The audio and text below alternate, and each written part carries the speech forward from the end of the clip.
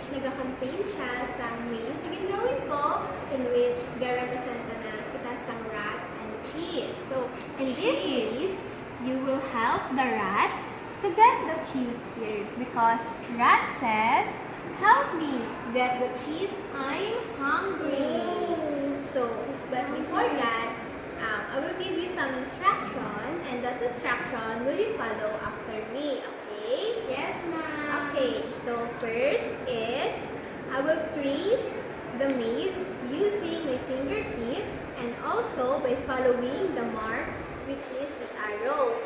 So, the main goal for this activity is you need to trace this line without getting out sa two lines. So, first, like this. From the start here, I will trace like this. This. Following. Perfect trace. Following the arrow. Gamita dayon ang marker mo rin. Did you get it? Yes, ma'am. Should you try it first? Wow. And now we're going to use the marker.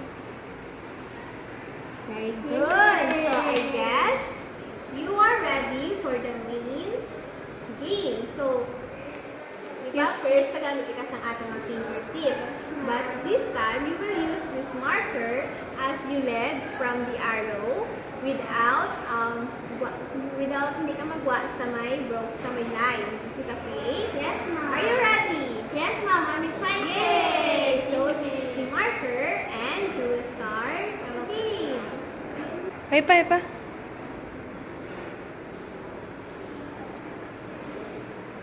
Wow! Ipa-try biluwat. Luwat nga pa. Yay! So, do you want to try again? Yes. Okay, let's try again. Wow! Hinaya Very lang, Marge. good. Oh, you're going to the line first. Down.